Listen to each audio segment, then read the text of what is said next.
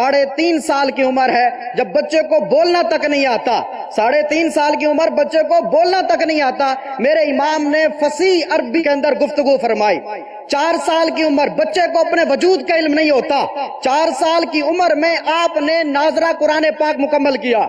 6 سال کی عمر میں جب بچے کو ڈھنگ سے بولنا نہیں آتا، آپ ممبر پر جلوہ گر ہوتے ہیں، میلاد النبی کے موضوع پر کم و بیش 2 گھنٹے علم و عرفان کے ایسے دریا بہائے کہ سننے والے علوم و معارف سے لبریز بیان سن کر وجد میں آ گئے اور تصویر حیرت بن گئے۔ یہ 6 سال کی عمر، 7واں سال شروع ہو جاتا ہے، 7 سال سے آپ نے فرض روزے رکھنا شروع کیے۔ 8 سال کی کم و بیش عمر تھی، آپ نے فن نحو کی مشہور کتاب ہدایت النحو پڑھی، اور خدا داد علم کے زور کا عالم یہ تھا کہ آپ نے اسی ننھی سی عمر میں اس کی ایک عربی کے اندر شرح لکھ ڈالی۔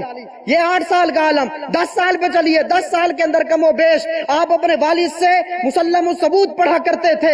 ایک مرتبہ آپ کی نظر آپ کے والد صاحب کے تحریر کردہ اعتراض و جواب پر پڑ گئی۔ جب آپ نے اس کو پڑھا جو آپ نے مسلم الثبوت پر کیا تھا، آپ نے اس اعتراض و جواب کو پڑھا تو آپ نے اعتراض کو دور فرما دیا اور متن پر ایک ایسی تحقیق فرمائی کہ سرے سے اعتراض ہی نہیں ہوتا تھا۔ دوسرے دن جب والد صاحب پڑھانے لگے اور ان کی نظر امام احمد رضا کے لکھے ہوئے حاشیے پر پڑتی ہے تو حاشیے کو دیکھ کر ان کو اتنی خوشی ہوئی، اٹھ کھڑے ہوئے، امام احمد رضا کو سینے سے لگایا اور کہا، اے امام احمد رضا، تم مجھ سے پڑھتے نہیں ہو بلکہ مجھے پڑھاتے ہو۔ اندازہ لگائیں، 10 سال کا 14 سال پہ چلیے، 14 سال کی عمر ہو جاتی ہے، یعنی 13 سال 10 ماہ 4 دن کی آپ کی عمر ہے، اور آپ تمام علوم درسیہ اور مروجہ علوم سے فراغت حاصل کر چکے تھے، اور اس کے بعد آپ کو دستار فضیلت سے نوازا گیا۔ اس کے بعد ایک رضاعت کا مسئلہ تھا، اس کا آپ نے ایسا جواب لکھا، جب آپ کے والد ماجد نے اس کو اٹھایا وہ جواب بالکل درست تھا۔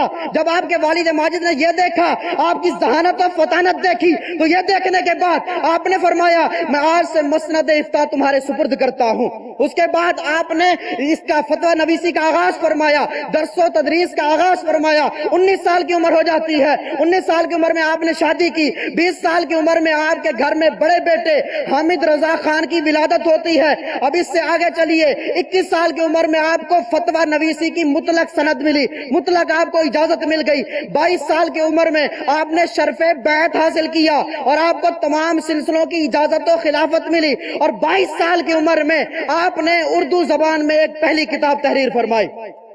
اب اس سے آگے چلیں، 23 سال کی عمر میں آپ پہلی بار حرمین شریفین تشریف لے جاتے ہیں۔ وہاں پر آپ تشریف لے گئے، وہاں پر شیخ احمد مکی، شیخ عبد الرحمن مکی اور ایک اور شیخ تھے، ان تینوں نے مل کر جو ہے آپ کو سند حدیث کی اجازت عطا فرمائی، اور مسجد خیف کے اندر آپ کو مغفرت کی بشارت ملی۔ یہ 23واں سال تھا۔ 27ویں سال کے اندر آپ نے فارسی زبان کے اندر ایک کتاب لکھی، 27ویں سال کے اندر فارسی زبان کے اندر کتاب لکھی۔ 31 سال کے اندر آپ نے قصیدہ معراجیہ لکھا۔ 38 سال کے اندر آپ کے گھر میں مصطفیٰ رضا خان کی ولادت ہو جاتی ہے، جس کو ہم مفتی اعظم ہند کہتے ہیں۔ یہ ان کا لقب ہے، لیکن حقیقت یہ ہے کہ وہ ہند کے مفتی اعظم نہیں بلکہ پوری دنیا کے مفتی اعظم ہے۔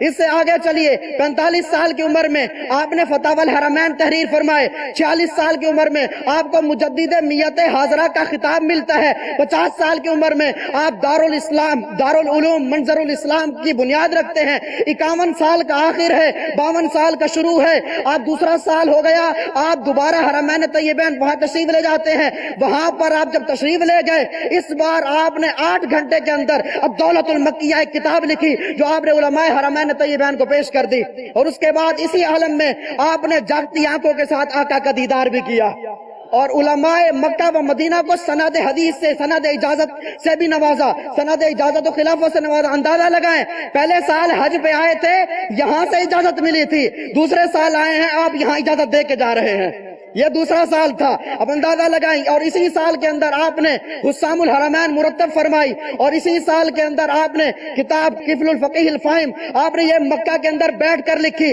اور ادھر اسی اسنا کے اندر علماء مکہ و مدینہ کی طرف سے آپ کو یا سیدی کا خطاب ملا، قصیدہ حضور یہ بھی آپ نے وہیں پر بیٹھ کر لکھا، اور اسی سال کے اندر آپ باب المدینہ کراچی میں بھی تشریف لائے۔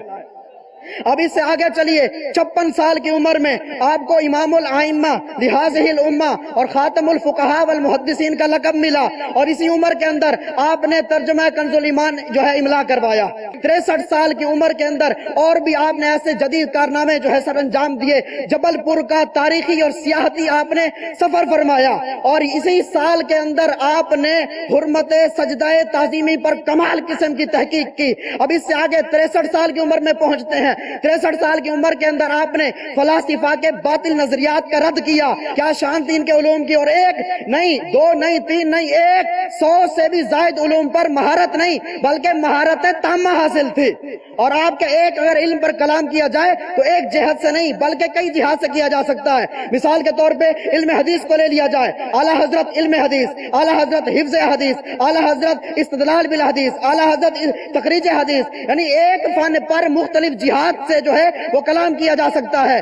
اگر اعلیٰ حضرت کے ایک علم پر 2 جہات سے بھی کلام کیا جائے تو اگر 120 علوم و فنون ہو تو 240 جہات سے تو امام احمد رضا کے فنون پر، ان کے علوم پر کلام کیا جا سکتا ہے۔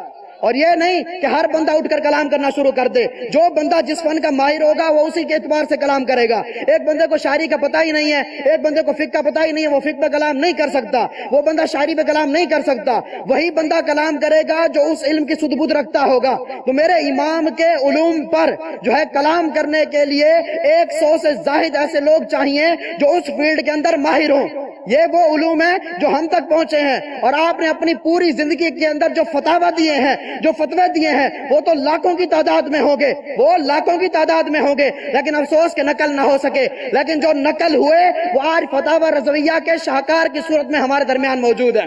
تو یہ شان تھی اعلیٰ حضرت کی، اور آپ کے علوم و فنون کے اندر جن لوگوں نے بھی کلام کیا، جس نے بھی کلام کیا، فقہاء نے کلام کیا، شعراء نے کلام کیا، جس نے بھی کلام کیا، وہ آخر کے اندر یہ کہتا ہوا دکھائی دیتا ہے، ملک سخن کی شاہی تم کو رضا مسلم، جس سمت آ گئے ہو سکے بٹھا دیے ہیں۔ آخر میں ایک بات کہ امام اہل سنت کی پوری مبارک زندگی افق اسلام پر آفتاب بن کر چمک رہی تھی، جس کی کرنیں جہالت اور ضلالت کے لیے موت اور اہل ایمان کے لیے سبب تسکین اور راحت تھی۔ یہ لا تعداد صلاحیتوں کا حامل، یہ لا تعداد صلاحیتوں کا حامل یہ آفتاب رضویت 25 صفر المظفر سن 1340 سن ہجری کو اس دنیا سے چلا گیا۔ اور لیکن یہ آفتاب تو غروب ہو گیا، لیکن دنیا کے آفتاب کی طرح غروب ہوتے ہی اس کا فیض ختم نہیں ہوا، بلکہ اس کا فیض آج 1 صدی کے بعد بھی ہم اپنی استعداد کے مطابق حاصل کر رہے ہیں، اور انشاءاللہ یہ فیض کا سلسلہ قیامت تک جاری رہے گا۔ فیض